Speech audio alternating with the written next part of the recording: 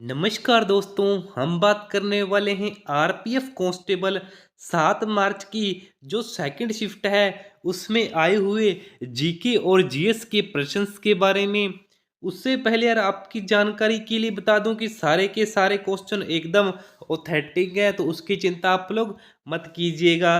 बाकी अगर वीडियो पर पहली बार आए हो तो वीडियो को एक लाइक दबा दीजिए और जो चैनल है ना उसे सब्सक्राइब कर दीजिए यार। आपके एक सब्सक्राइब से बहुत मोटिवेशन मिलता है।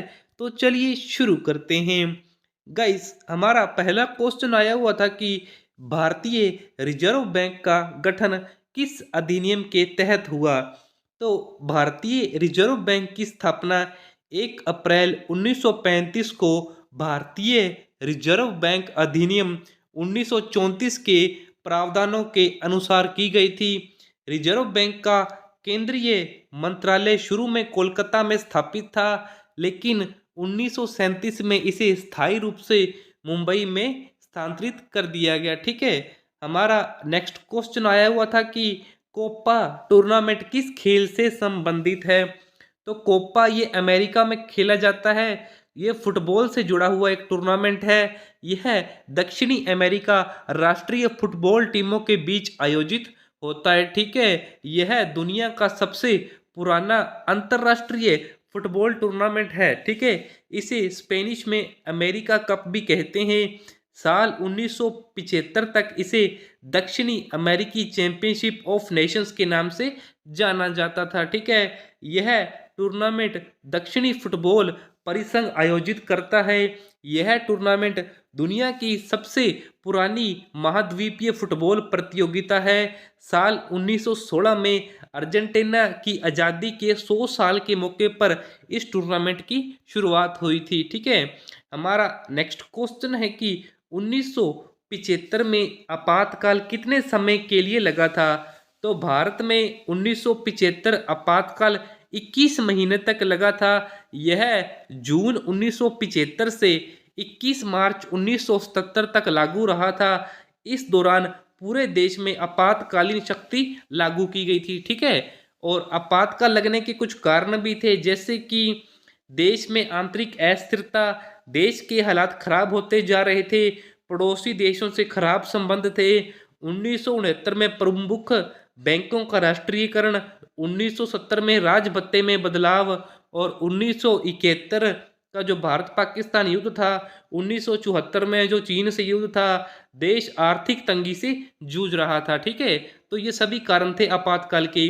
हमारा नेक्स्ट क्वेश्चन है कि ज्ञापन समझौता क्या था। तो देखिए, ऐसे करके क्वेश्चन पूछा हुआ था। तो मेनली भारत और अमेरिका ने साइबर अपराध जांच में सहयोग बढ़ाने के लिए 17 जनवरी 2025 को वॉशिंगटन डीसी में एक समझौता ज्ञापन पर हस्ताक्षर किए हैं। ठीक है।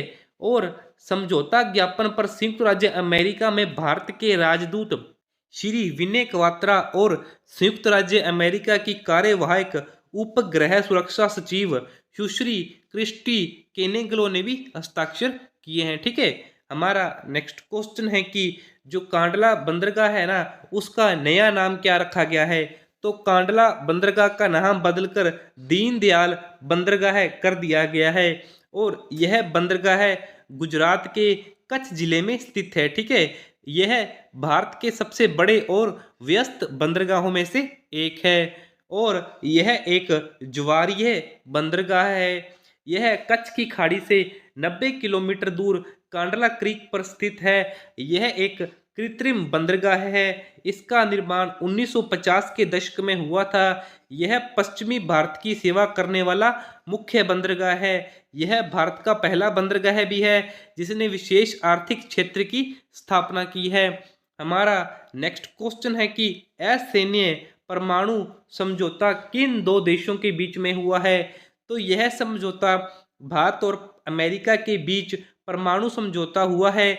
यह समझौता सैन्य और असैन्य दोनों तरह के परमाणु रिएक्टरों को अलग करके किया गया था। सैन्य और असैन्य परमाणु रिएक्टरों को अलग करने वाला समझौता था। भारत के प्रधानमंत्री मनमोहन सिंह और अमेरिका के राष्ट्रपति जॉर्ज बुश ने 18 जुलाई 2006 को इस समझौते पर हस्ताक्षर किए थे। इस समझौते के बाद अमेरिकी संसद ने हेनरी हाइड एक्ट पारित किया था। इस समझौते के स्वरूप भारत और अमेरिका के बीच 1 अगस्त 2007 को सहमति बनी थी। ठीक है, हमारा नेक्स्ट क्वेश्चन है कि केंद्रीय महिला एवं बाल विकास मंत्री कौन है?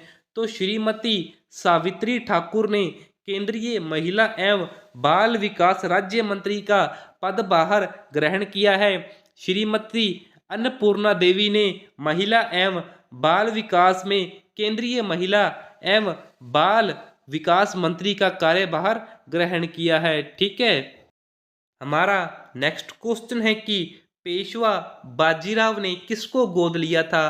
तो पेशवा बाजीराव द्वितीय ने नाना साहब को गोद लिया था। नाना साहब का जन्म कानपुर जिले के बिठूर में हुआ था। उनके पिता का नाम नारायण भट्ट और मां का नाम गंगाबाई था। ठीक है, और नाना साहब ने मराठा संघ और पेशवा परंपरा को फिर से चालू करने की मांग की। उन्होंने 1857 के जो विद्रोह में भाग लिया था। उन्होंने कानपुर में ब्रिटिश बैरिकेड पर हमला किया और उस पर कब्जा कर लिया। हमारा नेक्स्ट क्वेश्चन है कि तत् किस प्रकार के वाद्य यंत्र होते हैं? तो तत् एक तरह के तार वाले वाद्य यंत्रों का एक समूह है। इसे कार्डोफोन भी कहा जाता है। तत् वाद्य यंत्रों में तारों के कंपन से ध्वनि पैदा होती है। तारों पर आघात या घर्षण करके इनमें कंपन पैदा किया जाता है। ठीक है, और तत् वाद्य यंत्रण के कुछ उदाहरण देख लीजिए, जैसे कि वीणा, सितार, सरोद, वायलिन, सारंगी, इसराज, तानपुर, स्वर मंडल, दिलरुबा, गेटू वाद्यम आदि। ठीक है, हमारा नेक्स्ट क्वेश्चन है कि 2011 की जनगणना के अनुसार भारत की साक्षरता दर कितनी है? तो वो है 74.04%। ठीक है, यहाँ यह दर पुरुषों के लिए 82.14 और महिलाओं के लिए 65.46 है। और साल 2011 की जनगणना में भारत की साक्षरता दर में बढ़ोतरी हुई। साल 2011 की जनगणना में केरल और मिजोरम और लक्षद्वीप क्रमशः पहले, दूसरे और तीसरे स्थान पर हैं। ठीक है, और साल 2011 की जनगणना में बिहार देश में अंतिम स्थान पर था। साल 2011 की जनगणना में अरुणाचल प्रदेश और राजस्थान बिहार से आगे थे, मतलब नीचे से दूसरे और तीसरे पायदान पर रहे थे। ठीक है, हमारा नेक्स्ट क्वेश्चन है कि मौर्य काल में छोटी जगह को क्या कहते थे? तो मौर्य काल में छोटी प्रशासनिक इकाई को ग्राम कहा जाता था। ग्राम का एक अधिकारी होता था और ग्राम सभा का प्रधान भी। ग्रामवासियों द्वारा ही ग्रामीक का चुनाव किया जाता था। गांव एक तरह के छोटे छोटे अर्ध स्वतंत्र प्रजातंत्र थे। ठीक है, हमारा नेक्स्ट क्वेश्चन पूछा हुआ था कि प्रथम पंचवर्षीय योजना का उद्देश्य क्या था? तो भारत की पहली पंचवर्षीय योजना का मकसद देश के विभाजन और द्वितीय विश्व युद्ध की वजह से पैदा हुई समस्याओं का समाधान करना था। साथ ही आज़ादी के बाद देश का पुनर्निर्माण करना ही इसका मकसद था। इस योजना का आदर्श वाक्य था कृषि का विकास। ठीक है, और यह योजना साल 1951 में शुरू की गई थी। यह योजना भारत के पहले प्रधानमंत्री जवाहर नेहरू के समाजवादी प्रभाव ने शुरू की थी। ठीक है, और पंचवर्षीय योजना केंद्रीकृत और एकीकृत राष्ट्रीय आर्थिक कार्यक्रम है। सोवियत संघ ने 1928 में जोसेफ स्टालिन ने पहली पंचवर्षीय योजना लागू की थी। ज़्यादातर साम्यवादी देशों और कई पूंजीवादी देशों ने बाद में पंचवर्षीय योजना को अपनाया था। ठीक है, हमारा नेक्स्ट क्वेश्चन है कि MOU समझौता क्या है? तो समझौता ज्ञापन MOU कई देशों के बीच में हुआ है। ठीक है, इसमें मेनली भारत और एक अन्य देश का नाम था। तो मैं जो भी बताऊंगा आप उसमें से ऑप्शन एलिमिनेट कर लीजिएगा। ठीक है, जैसे कि यह समझौता भारत और तजाकिस्तान के बीच में, भारत और डेनमार्क और भारत और कतर के बीच में हुआ है। ठीक है, जो भी आपके ऑप्शन में था आप कमेंट बॉक्स में जरूर बताइएगा। भारत और तजाकिस्तान के बीच आपदा प्रबंधन के क्षेत्र में MOU पर 8 अक्टूबर 2018 को हस्ताक्षर हुए थे। भारत और डेनमार्क के बीच पशुपालन और डेयरी के क्षेत्र में MOU हुआ है। भारत और कतर के बीच व्यापार, ऊर्जा, प्रौद्योगिकी और सांस्कृतिक संबंधों में एमओयू हुआ है। ठीक है। हमारा नेक्स्ट क्वेश्चन है कि तीसरी पंचवर्षीय योजना का उद्देश्य क्या था। तो यह योजना 1961 से 66 तक चली थी और इस योजना का जो मुख्य उद्देश्य थे वो थे कृषि और गेहूं में सुधार करना, रक्षा उद्योग और भारतीय सेना को मजबूत करना, बांधों का निर्माण करना, सीमेंट और उर्वरक संयंत्र बनाना, ग्रामीण इलाकों में प्राथमिक विद्यालय खोलना, लोकतंत्र को जमीनी स्तर पर लाना और राज्यों के विकास की जिम्मेदारी देना। इस योजना के तहत कई काम किए गए, जैसे राज्य बिजली बोर्ड, राज्य माध्यमिक शिक्षा बोर्ड का गठन, माध्यमिक और उच्च शिक्षा के लिए राज्यों को जिम्मेदार बनाना, सड़क परिवहन आदि। ठीक है। और स्थानीय सड़क निर्माण राज्य की जिम्मेदारी बनाना। हालांकि 1962 के भारत चीन युद्ध और 1965-66 के भारत पाकिस्तान युद्ध की वजह से अर्थव्यवस्था में कमजोरी आ गई थी। ठीक है। इस वजह से मूल्य स्थिरीकरण को प्राथमिकता दी जाने लगी। हमारा नेक्स्ट क्वेश्चन है कि नर्मदा नदी पर कौन सा बांध है। तो नर्मदा नदी पर सरदार सरोवर बांध है और महेश्वर बांध है। ठीक है। सरदार सरोवर बांध नर्मदा नदी पर बना सबसे बड़ा बांध है। यह गुजरात के केवड़िया में बना है। ठीक है। यह कंक्रीट गुरुत्व बांध है। इसकी आधारशिला पंडित जवाहरलाल नेहरू ने 5 अप्रैल 1961 को रखी थी। इसका उद्घाटन प्रधानमंत्री नरेंद्र मोदी ने 17 सितंबर 2017 को किया था। यह बांध 1210 मीटर लंबा और 163 मीटर ऊंचा है। ठीक है। हमारा नेक्स्ट क्वेश्चन था कि 42वें संविधान संशोधन द्वारा कौन सा अनुच्छेद जोड़ा गया।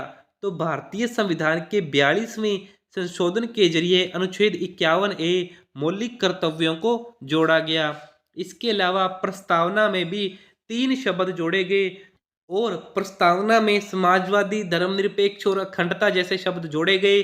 और अनुच्छेद 39, अनुच्छेद 39A, अनुच्छेद 43A और अनुच्छेद 48A जैसे 4 नीति निर्देश तत्वों को भी जोड़ा गया। ठीक है। मौलिक कर्तव्यों को संविधान में सरदार स्वर्ण सिंह समिति की सिफारिश पर जोड़ा गया। संविधान के इस नए भाग को 51A कहा गया, जिसमें 10 मौलिक कर्तव्य थे। बाद में 2002 में 86वां संविधान संशोधन करके एक मौलिक कर्तव्य और जोड़ दिया गया और टोटल 11 हो गए। ठीक है। हमारा नेक्स्ट क्वेश्चन है कि स्वर्ण सिंह समिति का गठन किस सरकार ने किया। तो स्वर्ण सिंह समिति के गठन 1976 में इंदिरा गांधी की सरकार ने किया था। ठीक है। और अभी मैंने आपको बता दिया कि भारतीय संविधान में मौलिक कर्तव्यों को जोड़ने के लिए इन्होंने सिफारिश दी थी। ठीक है। हमारा नेक्स्ट क्वेश्चन है कि सतपुड़ा पर्वत श्रृंखला किन दो नदियों के बीच में है। तो यह पर्वत श्रृंखला नर्मदा और ताप्ती नदी के बीच में फैली हुई है। यह मध्य प्रदेश, महाराष्ट्र और गुजरात 3 राज्यों में फैली हुई श्रृंखला है। ठीक है। हमारा नेक्स्ट क्वेश्चन है कि पंचतंत्र के लेखक कौन हैं। तो पंचतंत्र के रचयिता विष्णु शर्मा थे और विष्णु शर्मा चाणक्य का ही दूसरा नाम था। पंचतंत्र की रचना चंद्रगुप्त मौर्य के समय में हुई थी। इसका रचना काल हुआ है 300 ईसा पूर्व। ठीक है। तो यार यही थे आपकी सेकंड शिफ्ट में आए हुए जीके और जीएस के प्रश्न। बाकी अगर आपको वीडियो अच्छी लगी तो वीडियो को एक लाइक दबा दीजिए और जो चैनल है ना उसे सब्सक्राइब कर दीजिए यार। आपके एक सब्सक्राइब से बहुत मोटिवेशन मिलता है। ठीक है।